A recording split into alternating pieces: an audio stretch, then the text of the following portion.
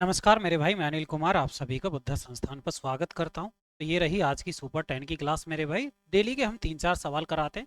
उन सवालों को आप बड़े आराम से चलते फिरते घूमते फिरते भी कर सकते हो, ठीक है। तो इसमें आज का पहला सवाल है मेरे भाई।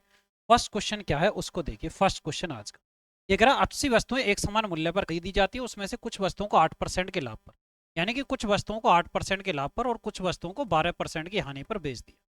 उसे कुल मिलाकर 6% का लाभ हुआ। जब 6% का लाभ हुआ, इन दोनों में अंतर कितना आया? 12 6 18।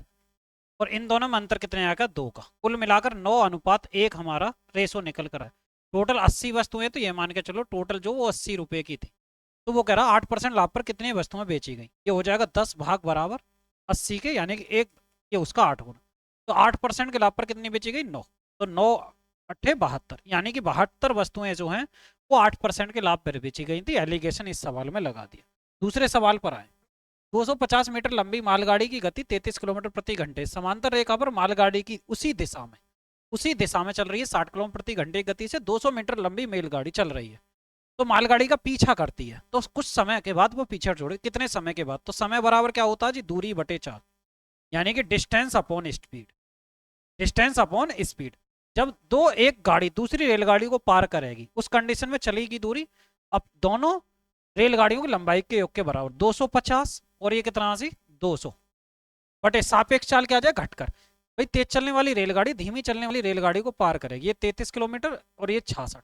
60 में से हम 33 घटाएंगे, किलोमीटर प्रति आवर। आंसर दे रखा मीटर में, तो ये हो जाएगा 450 मीटर बटे 10 में से 3 गए 7, 5 में से 2 के 27, और गुणा 5/18 से गुणा करेंगे मीटर पर सेकंड के। 9 पंजे 45, 9 तिया 27, 5 से ये 10 और 3 से ये 6, यानी कि 60 ऊपर पहुंच गए। 60 6 60 सेकंड, यानी कि हम कह देंगे 1 मिनट। यानी कि 1 मिनट में वो पूरी तरीके से एक दूसरे को पार कर जाए। नेक्स्ट पर आते हैं जी। इसका जो आंसर है वो इसका एक आया। इससे पहले वाले का क्या आंसर था? एक और सवाल। एक कार 64,000 में बेचने पर श्री राव को 20% की हानि हुई। जब 20% की हानि हुई तो 80% में बेचा गया होगा। वो कह रहा है जी 64,000 नहीं, 8 8 64, ये हो गया 800।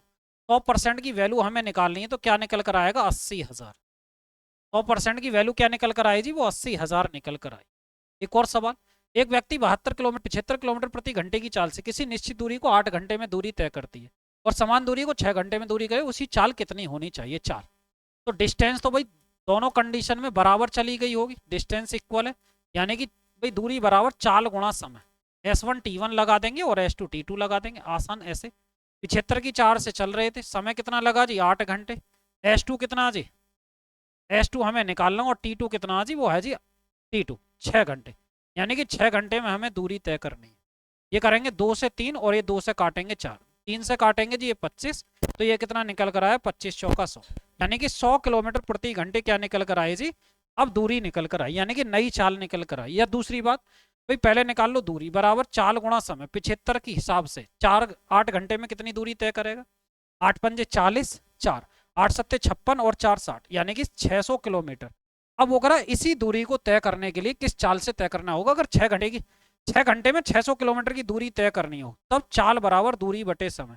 600 किलोमीटर और बटे 6, यानी कि ये आ जाएगा जी 100 किलोमीटर प्रति आवर। तो ये निकल कर आई मेरे भाई, नई चाल निकल कर आई। ठीक है मेरे भाई।